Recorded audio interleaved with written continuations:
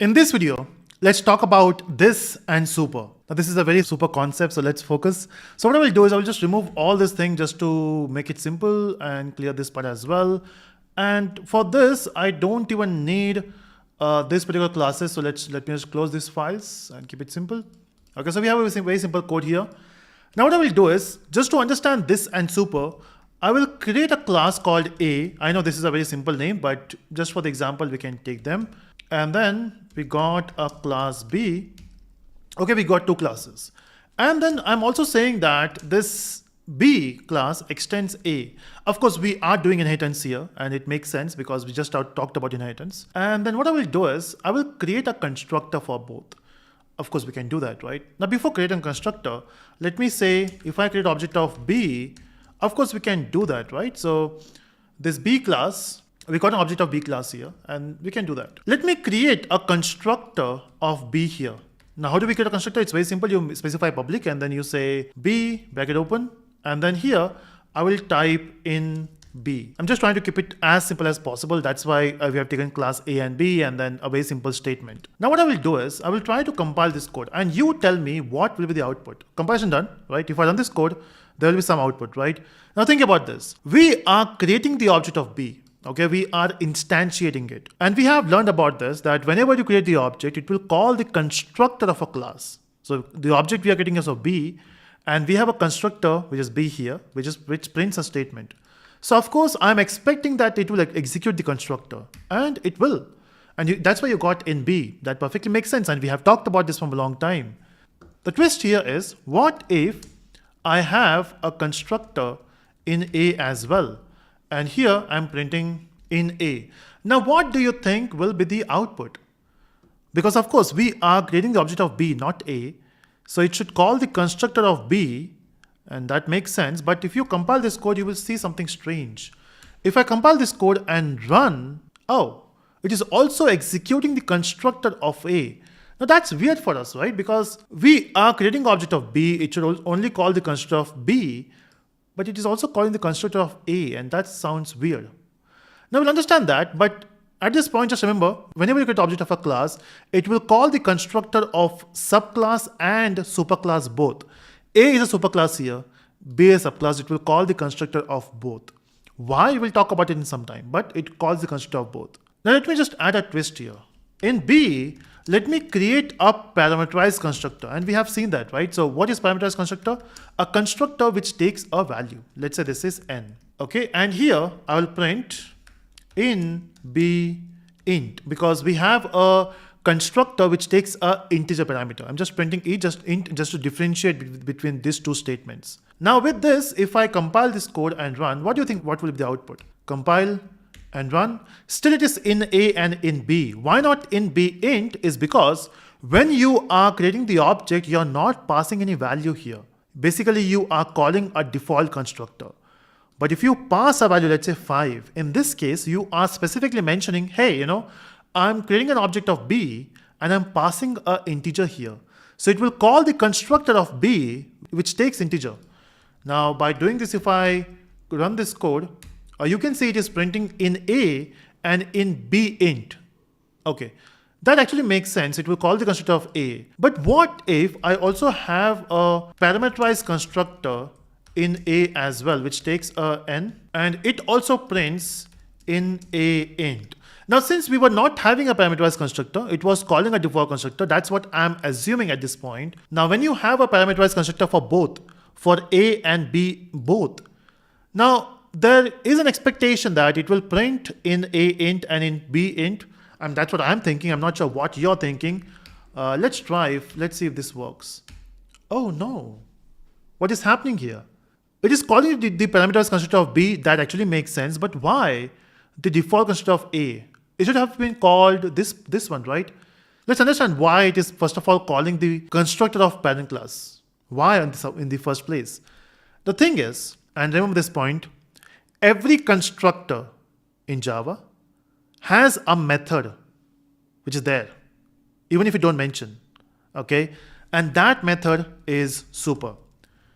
Now this method is there even if you don't mention. You can imagine that's like a John Cena. I don't know if you know the John Cena memes, but that's just that you can't say it. Okay, so super is there, you can't say it. Even if you don't mention super, it is there. So by default, every constructor, the first statement is super.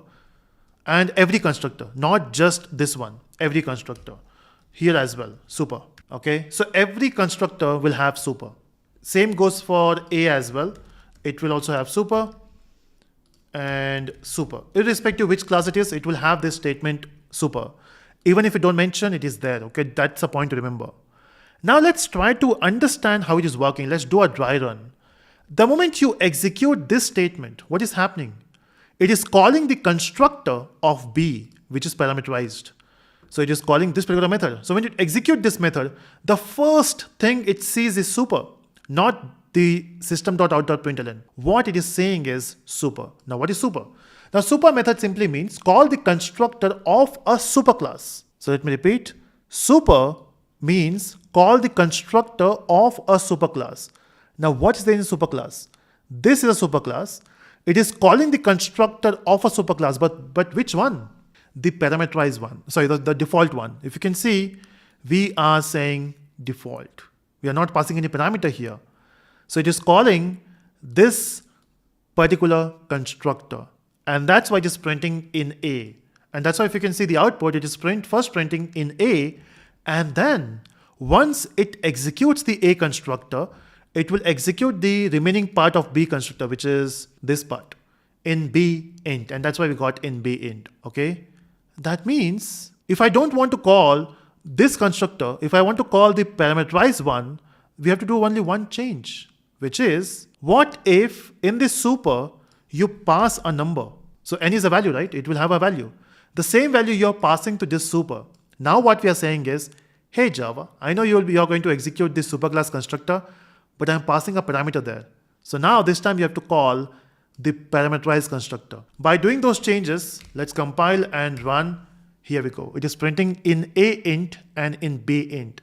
So super is a very handy tool. It's there already. You don't have to mention that. But if you want to make some changes, of course you have to mention. So if you want to pass a parameterized constructor, then explicitly you have to mention super.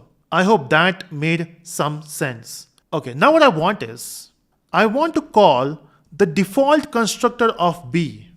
Okay, I'm not passing any parameter here. I'm calling a default constructor of B. So of course, if I execute this, if I compile and run, you can see it's printing in A and in B. Why? It's because when you are calling the default constructor here, in default constructor of B, it will execute first. It is calling this super. That means it is calling this particular constructor, which is printing in A, and then it is printing in B. It will continue with this execution of constructor B, right? But what I want now is, I know you got the point. What I want is, I want to execute in A int, and then I want to print in B. So the output which I want is in A int in B. So how can we play with that? So what if here, if I pass a value, let's say 5 or any number, doesn't matter. If I pass a number, it will try to create object of B with a default constructor. It will execute the default constructor. But now we are calling a superclass constructor by passing a value. So which constructor will be called? Of course, the second one. And it will print in A int in B. Let's try, compile, run, and that's what we got. So that's how we can play with super. And that is fun, right? Now I have a question for you. Maybe you have observed it or not. See, in B class, when we are saying super, it actually makes sense because we have a superclass for B. Okay, this is A here is a superclass. But when you say super for A, what is a superclass for A? We have not mentioned anything here, right? Okay, now that's why we have to introduce a new concept here. Every class in Java, let me repeat, every class in Java extends the object class. So object is a class in Java, which has a lot of methods. We'll talk about those methods later. But every class in Java extends this class, even if you don't mention. So even if you don't mention this, it is extending it. Again, you can imagine this as a John Cena. It's there, you can't see it. Okay. So even if you don't mention or you mention, it's the same thing. So when you say super here, you're basically calling a constructor of the object class. Okay, in object class also we have a constructor. This is what you're calling. Cool, right?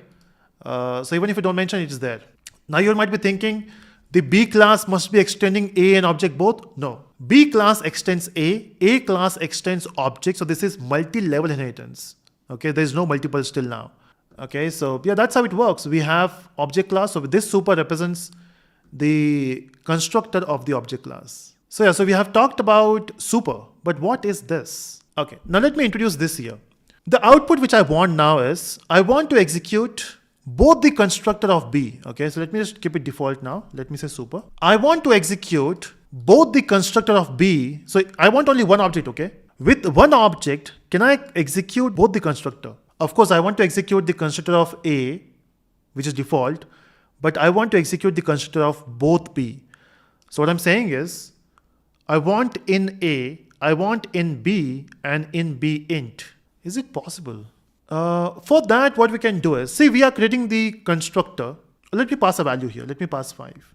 So of course, by doing that, what we are doing is we are calling the constructor, which is the parameterized one, and we are calling super.